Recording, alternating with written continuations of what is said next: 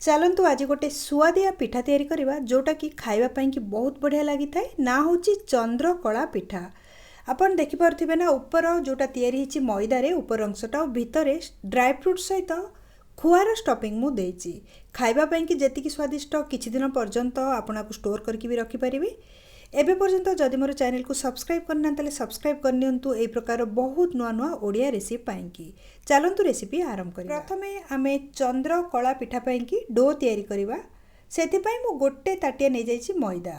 गोटे ताटिया मैदा रे चुटकी आमे लुण पकेइबा। एमिति तो एथिरे केही लुण पकेइ नथांती किंतु जदि टिके लुण पकोचे ना ताले आउरी भी स्वादटा बढ़िया लागिथाए।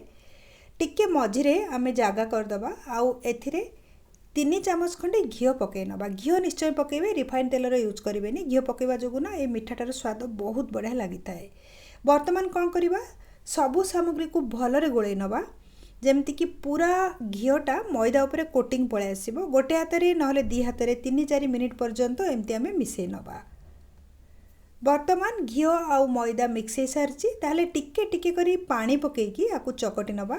जो डोटा तैयारी करवा ना सेटा एकदम मोटा हवा दरकार। जेमिति कि जदि आपन केबे सिंगड़ा करथिबे ना देखिथिबे तार जो चकटार कंसिस्टेंसीटा एकदम स्ट्रांग थाए सेमती आकु भी मोटा करिकी चकटिबा। पतला जमा करिवेनी नहले चंद्रकला पिठा को छाणिला बेलको ऊपरटा फाटी जिवो नहले शेप रे आसीबोनी, फुलिबोनी भलो कि। सेति पई कि टाणुआ करिकी आकु चकटिबे मैदा को। अल्प अल्प पानी छिंची छिंची पकेबे, अधिका जमार पकेबेनी। बर्तमान डोटा तैयारी जाइए आउ एकदम सॉफ्ट होगी तैयारी होइछि। आकु रेस्ट नबाक दबा कम से कम आधा घंटे पर्यंत घोड़ेकी रखिबा। चंद्रकला पिठा कि बर्तमान स्टफिंग तैयारी करनबा। मु एठी नै जाइछि 2 चामच घिओ को टिके गरम होबाक दबा। सेथिरे 3-4 चामच सुजी आमे मिसेइबा। सुजी को भल कि भाजी नबा कलर चेंज होला पर्यंत। जदि आपण पतला वाला सुजी नउचंती ताले आउरी भल हबो मोटा वाला सुजी ठारू।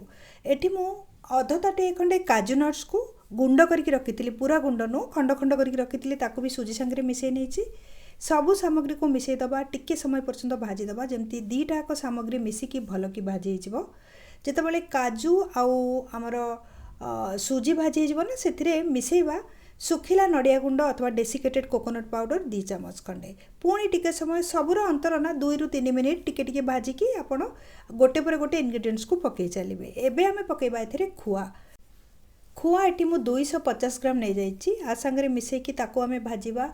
खुआटा ना जितेबाला आपण भाजिबे धीरे धीरे पतला हबो आउ स्टफिंग संगे मिसी जिवो। टिके सुखिला हवा पर्यंत आपण को भाजियाक पड़िबो। टाइम देकी स्लो फ्लेम आउ स्लो मीडियम फ्लेम मझिरे मझिरे हाई फ्लेम करके आको गोळे पोळे आपण भाजी नेबे। जदि अधिका हाई रखिबे ना फ्लेम को ताले एटा पोड़ी जाय पारे। गोळे पोळे टिके समय भाजिला परे बर्तमान कलर चेंज हो सारी आपण माने देखि पारथिबे। आ खुआटा भी मिक्स हो सारानी सब जिनस सांगरे। एबे कौन करवा ना गोटे प्लेट रे स्टफिंग को काढ़ी नबा आको रूम टेम्परेचर को आसला पर्यंत ठंडा करवा तापरे यूज करवा। मु स्टफिंग रे गुजराती गुंड पकई नथिली। अध चामच रु टिके कम गुजराती गुंड एथरे मु पकई नैछि। नहले आपण 4-5टा गुजराती को छेचिकी नै जिवे भल कि चोपा को बाहर करिकी। सबु सामग्री को गोटे थर पुणी आमे मिसई दे टिके समय छाड़ी दबा 15-20 मिनिट पर्यंत।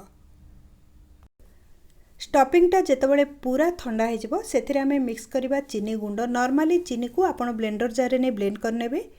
2-3 चामच चीनी गुंड एथिरे मु मिक्स करूची। क्वांटिटी हिसाब से स्टफिंग रो आपण चीनी गुंड को मिसेबे। एक्चुअली ना जदि एटा गरम थिबो आपण मिसौचंती चीनीटा मेल्ट होइकी स्टफिंग पानिया हो जिवो। सेति पई कि पूरा ठंडा हला परे रूम टेम्परेचर को आसला परे चीनी गुंड एथिरे मिसेबे। चंद्रकला पिठा कि स्टफिंग तो बर्तमान आम तैयारी करदेले। आपण ना ये स्टफिंग को भी रेफ्रिजरेटर में रखिपारे 8-ରୁ 15 दिन पर्यंत। जितेबाला इच्छा हम तैयारी करिया को बाहर करी करें। अध घंटे पर हो सारानी। मैदा चकटाटा भी भल कि सेट हो सारी। एबे आकु किछि आ द्वितीय थर चकटिबा दरकार नै। एथिरे छोट छोट गुळा करिबा। जो साइज रे आपण पूरी करचंती ना सेतिकी साइज रे गोटे पिठा हबो। माने 2टा छोट छोट पूरी आपण तैयारी करिवे। एकदम छोट साइज रो नेबे जेमति कि आपण गुपचुप्र जदि के ठोला करथिबे ना जेडी की गुळा नियंती सेडी की गुळा नेबे। 2 हाथ रे राउंड शेप दे देबे। बर्तमान आकु आमे बेलिबा ना अधिका मोटा रखिबा ना अधिका पतला। छोट साइज रो गुपचुप ठोला जेमति होय ताठू टिके बड़ साइज रो आमे बेलिबा। ए साइज रो सब गुड़ा को प्रथमे बेली नबा। प्रथमे तो 2टा छोट छोट पूरी करी मु आपनको शेपटा देखै नउची।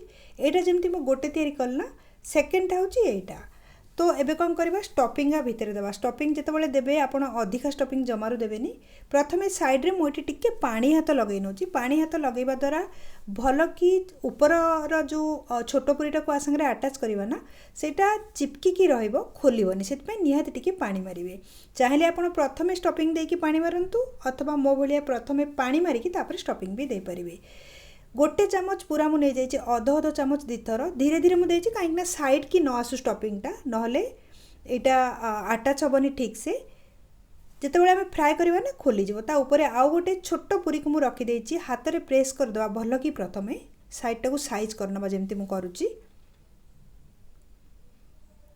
फास्ट जब प्रॉपर्ली कर तेल रे खोलबनी कि सिरा खोलबनी बहुत बढ़िया गोल गोल होगी तैयारी हम एबे साइड रे भी टिके पानी हाथ आम मारदबा पानी हाथ मारिकी आपको एमती फोल्ड करवा जमती करंजी आपन करचंती ना सेम प्रोसेस रे आपन देखि पारथिबे केते बढ़िया यहाँ दिशुची ना हाथ में ही करेंगे आपाई कि को भी आपणकर करंजीर जमी छांच अच्छी तैयारी करने आपाई को भी छांच ना चंद्रकला पिठा कि आप हाथ में ही तैयारी करा पड़ो आ यही प्रोसेस रे फटाफट आप टिके पानी जब लगाउछंती एटा चिपकी जिवो आ तैयारी हो जमती मो गोटा को तैयारी कली सेमती सब गुड़ाक प्रथम तैयारी करनबा मुझे चार्टा कर देछि कारण चार्टा जाक को एकाथरे गोटे थर कड़े मुझे छाणी मोर छोट कड़े जदि बड़ कड़े आप यूज कर अधिका भी एकाथरे फ्राए करें।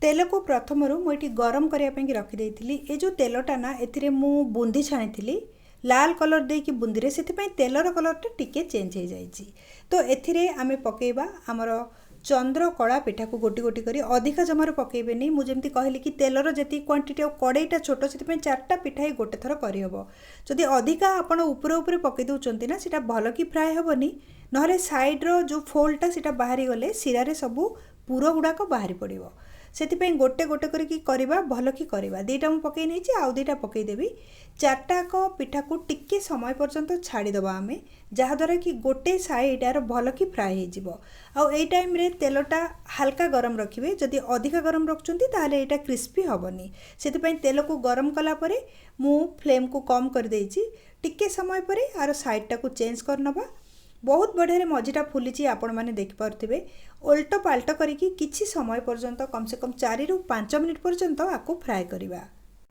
किछि समय पर यार साइड को आमे चेंज करनबा आपण देखिपे केते बढ़िया कलर आस जाइछि हाल्का गोल्डन ब्राउन कलर हैला पर्यंत आपको फ्राए करवा अधिका जमारू करवानी। वर्तमान पिठार कलर भी चेंज हो सारी आ बहुत बढ़िया फ्राए हो सारी गोटी गोटी करी तेलरू आमे काढ़ी नबा साइड करके टिके एक्स्ट्रा तेल को बाहर करदबा तापरे आको गोटे प्लेट रे नहीं जिबा आउ भी जेते चंद्र कला पिठा अछि ना ताकू सबू आमे सेम प्रोसेस रे करिबा प्रथमे फ्राए करिकी गोटे प्लेट रे रखि नबा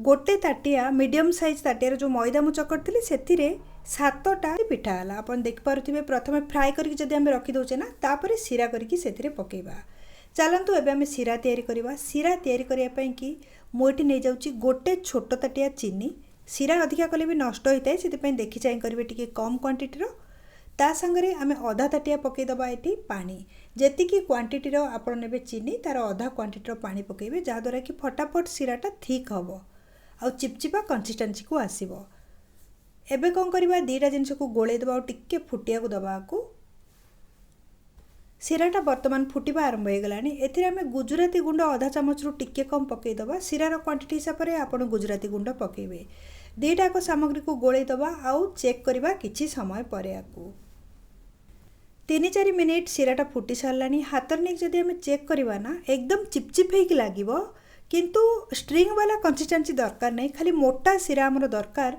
चंद्रकला पिठा कि वर्तमान सिरा प्रॉपर्ली तैयारी जाइए फ्लेम को मुझे बंद कर नहीं गोटी गोटी करिकी चंद्रकला पिठा को एथिरे पकेबा ता ऊपर टिके सिरा एमती पकईदबा फटाफट पकईकी आपको आपण काढ़े अधिका समय भी जमा भी रखिबेनी कहीं ना भितरे ऑलरेडी आम एथिरे खुआर स्टफिंग देचे से चीनी भी पकईचे ऊपरटा गोटे कोटिंग है पर्यंत रखिए कारण भीतर पर्यंत सिरा किसी भी जीवा दरकार नहीं ऑटोमेटिक साइड्र जो फोल्ड अच्छी से सिरा भी पलि जाए टिके ऊपर टिके टिके सिरा पकई चामच रे एमती आम कभर करनबा तापर आपको साइड करके बाहर करदबा सिरा टिके साइड करदबा एक्स्ट्रा जो सिरा गुड़ाक जमी बाहरी पड़ो गोटे थाई नहीं कि साइज करके रखीदबा जेते भी चंद्रकला पिठा तैयारी करवा सबको सेम प्रोसेस रे आमे छाणी की सिरा रे पके गोटी गोटी करी गोटे प्लेट रे प्रथमे अरेंज करके रखी नबा टिके समय मु स्टील प्लेट रे रखी देइथिली पिठा गुड़ाक बर्तमान एथिरे आमे साइज करके रखीदबा। आपन देखि पारुथिबे केते बढ़िया रे एटा तयारी हेछि आ प्रॉपर्ली तयारी हेछि। विश्वास करंतु गोटे थर जदि आपन आकु तयारी करछन्ते ना बारंबार तयारी करिवे बहुत बढ़िया लागिताए। आ जेमति कि मु प्रथम रु कहिछि भीतर स्टफिंग पई जदि आपन खुआ को स्किप करके खाली नडिया पुर दउचंती ताहले भी एटा बहुत दिन पर्यंत रहइबो। किंतु सुखिला नडिया पुर अथवा डेसिकेटेड कोकोनट ही एथिरे आपन जदि दउचंती पुर ताहले बहुत दिन पर्यंत रहिबो। गोटे थाई रे मु तो साइज कर नेली। वर्तमान कोन करिबा ना आ ऊपर टिके ड्राई फ्रूट्स पकई दबा। मु एटी पिस्ता को छोट छोट करी काटिकी रखिथिली ताको मिसेई नबा जहाँद्वारा कि पिठाटा भी बहुत भल दिसिबो। जेतेबेले सीरा सुखी नथिबो सेतेबेले ही पकेइबे एटा चिपकी जिवो जेमति पिठा सांगरे। आपण निजे देखिले टिके ट्रिकी करियाको माने टाइम टेकिंग निश्चय, किंतु जदि थरे करचंती ना बारंबार आपण तैयारी करि परिबे। बहुत बढ़िया देखिया खाली न खाया पई कि भी बहुत स्वादिष्ट।